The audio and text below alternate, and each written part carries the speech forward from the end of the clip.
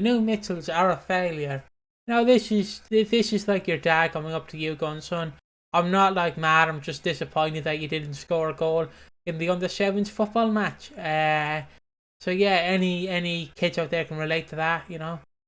Just try. We only produce winners in this life, son. In this family, only winners. Don't get on that training ground. I Exactly. want 100 goals within an hour. Start shooting. You don't get any tea. Exactly. No sausages and beans and spuds. Bangers and mash. I mean, this whole point of this video is simply saying that there's been a lot of uproar lately about the new Mitchells, and I've basically seen Reddit will give out about the new Mitchells as a choice, and honestly, I don't really understand. I kind of understand the angle about it. I do, because when Grant came back, it did kind of make them look secondary, and it kind of went, "Oh, Grant's great. Why would we have these new Mitchells? These new Mitchells suck." And you can't lie, they've not really had a lot to do for a while. They had the introduction with Stevie, and Stevie carried a lot of the personality surrounding it.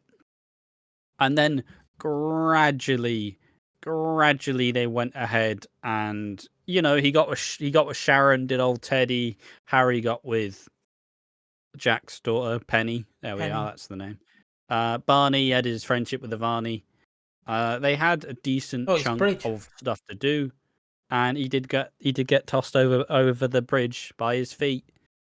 And they did have a lot of stuff to do, but it felt like the second that the 40th anniversary came ahead, they really started to pale in comparison to what was the mainstays and the main attraction. So at the end of the day, they did fall to the wayside. But with this recent stint of finally discovering that Teddy is not Barney's dad, and the post 40th anniversary, Sharon sleeps with Grant Mitchell, it's almost kind of made the characters seem really, really stupid in the way. Like Teddy's he's had a rough go of it in this last 2 weeks.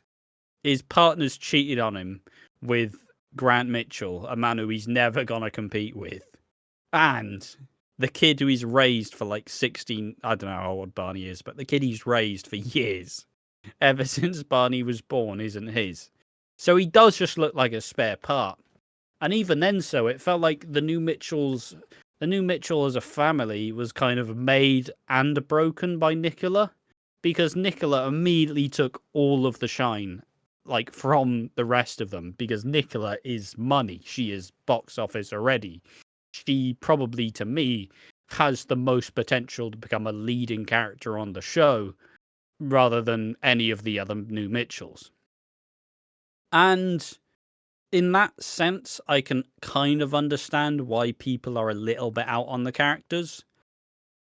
But also, I think it's a time of people need to give them more time. What do you reckon? Do you like new Mitchells?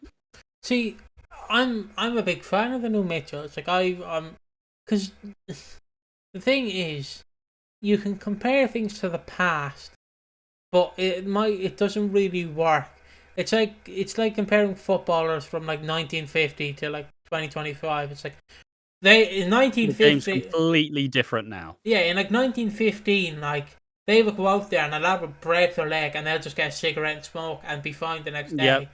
Like compared to now, if a football player just gets slightly tackled, like, oh, me leg, my leg. Like, it's just, you can't compare like the new Mitchells to the old Mitchells, because like Teddy is I don't want to say a Swazzy Teddy's Mitchell. Distinct. He's unique. He's we've seen characteristics, but we've not seen a character who is like Teddy Mitchell. No, he is unique to as his personality. He is a very unique character. Like, I don't mean to say it, but like Phil and Grant are more UK, well, they were more UK gangster type characters. Teddy doesn't want to get his hands dirty, if that makes sense. He's not a man who would beat up someone for the fun of it, like Grant or Phil would. I know Grant and Phil would never really beat up someone for the fun of it, but you get my point. He would more sit down the person and just talk to them, or he would get someone else to do it. He's a more fancy Mitchell.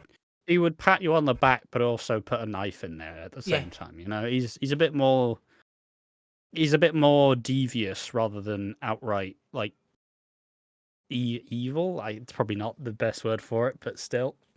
But yeah, he's a more nicer Mitchell in comparison. I think you have Harry, who is like he's just a lovely bloke. He's a himbo. He's himbo. He's an absolute himbo. He's a bit of an idiot. He wants his dad's approval. He never gets it, and he is constantly trying to get it and defending his dad, despite his dad never really protecting him that much.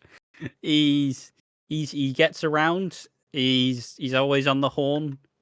He's a simple man, but still an interesting character. Like, I'll say that much. I want to see more of him. Yeah, and then we obviously have Barney, who is Zach's kid that we know. Again, I have a feeling this might be like Dottie's being retconned. This might be retconned in like years to come. I don't think so. But if it ever does get retconned, just know that I said it first. It's like Dottie. But yeah, I love Barney. Barney's my favourite. And I do briefly want to touch, because I asked Ash, could I make the jokey video? And Ash went, no. And I went, alright. So, Plymouth Live, a lovely website. I assume a newspaper, an outlet, I'll just call it. Now, they said fans go crazy over this theory. It was a Facebook group probably full of moms who drink wine. Have said... Nothing wrong with drinking wine. Yeah, but these are moms, you know. But yeah, this Facebook... I don't know why I'm saying Facebook. It is a Facebook group. This Facebook group basically went, oh my god, Nicola could be the daughter of Peggy Mitchell. And I'm just going to put it out there, and I just briefly want to touch on it, and I would get Ash's thoughts in a minute. There is absolutely no way that's happening. There is absolutely no way Nicola Mitchell is going to be Peggy Mitchell's daughter. That would... Nicola is in the family by marriage, not by blood. Yeah, if she's somehow in there by blood, then that raises a lot of questions for Harry and Teddy. Teddy would be sleeping with his cousin, I think.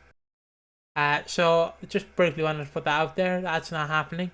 I could be wrong. It could happen. Those Facebook moms might be correct. Yeah. But yeah, just I love the new. It'll be more likely that Teddy's Peggy's son rather than Nicola. Yeah. And you know people will get very mad at that, but I'd be down for it. I'd be down for it. I do want to see Teddy be somehow related to Phil more. Like, it felt like they were kind of leaning towards that, but they never really never really steered the course. They kind of just went, maybe might be interesting, and none. Nope, not happening anymore. But like, and you know, Barney still, if we just keep going through unless you want to do more on what you were saying. I was just briefly I'll run through the rest in a minute. I'll run through when the characters were introduced and stuff, so I can get you caught up, guys. I will do that in a minute.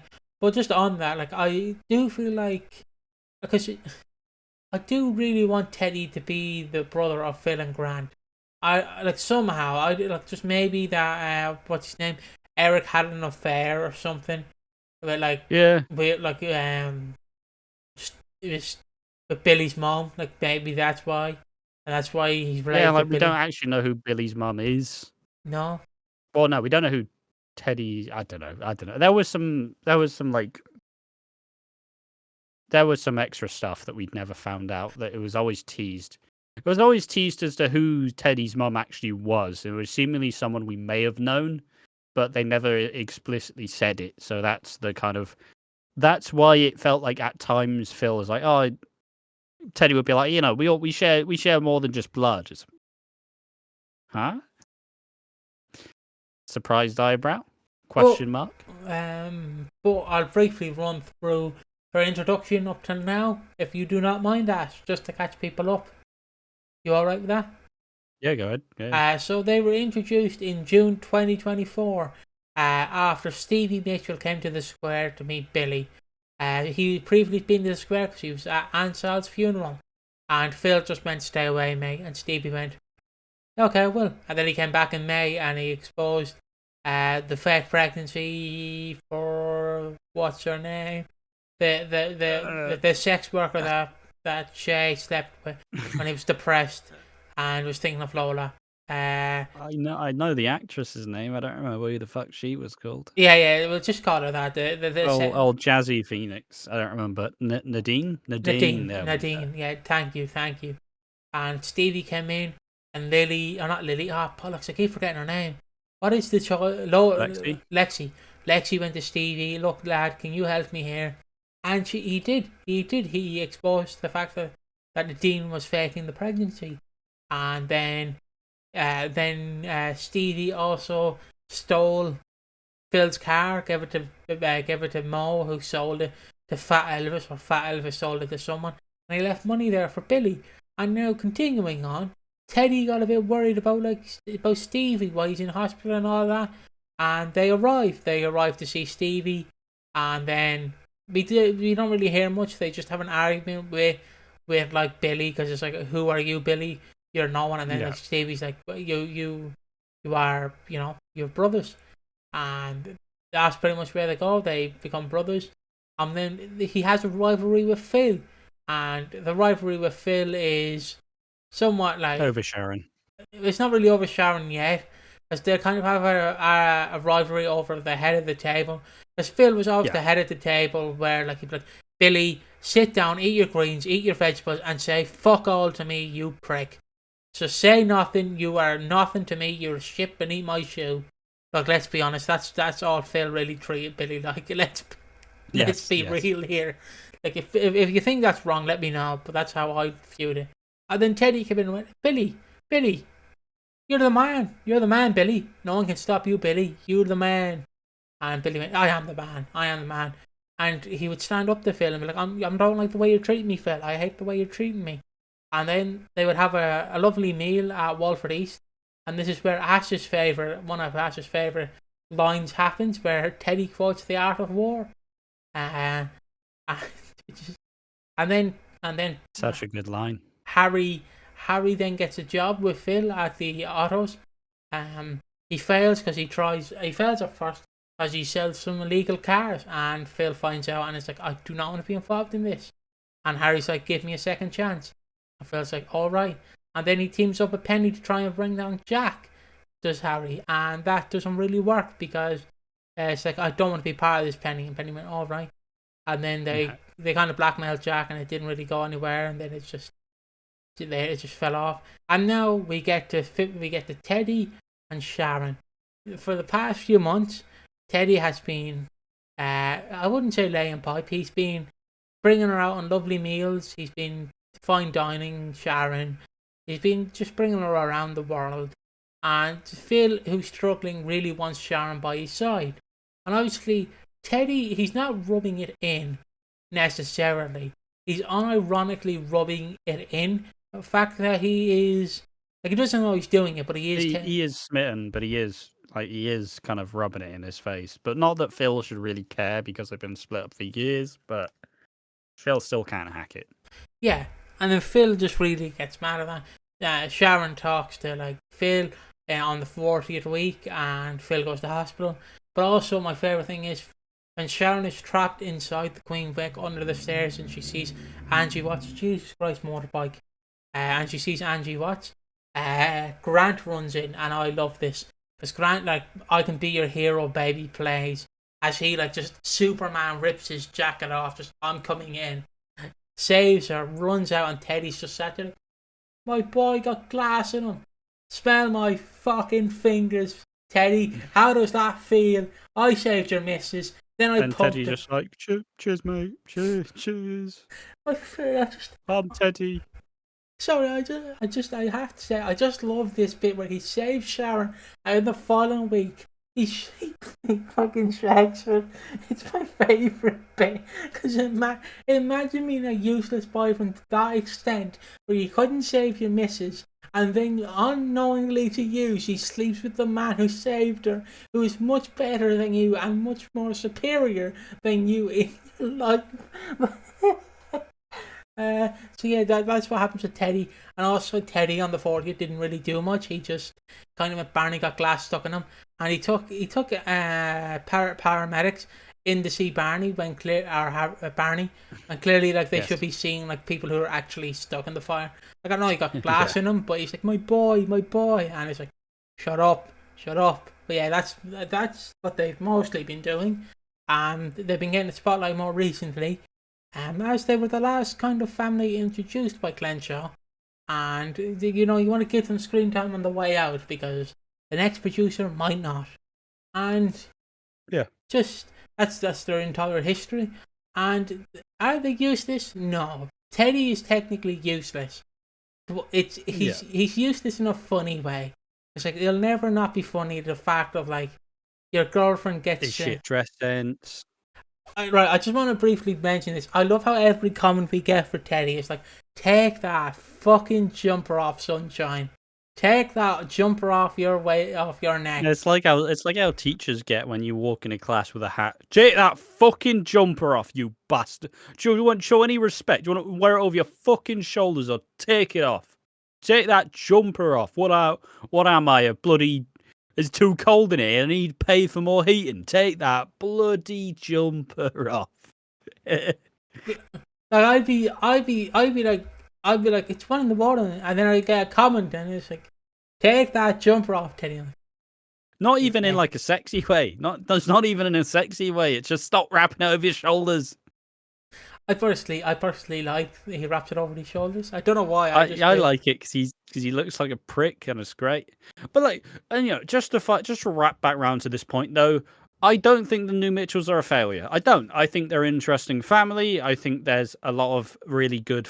The foundation's been laid for a lot of really good material if they choose to use them, but they may choose to not use them. Is the main problem. This was Chris Clenshaw's.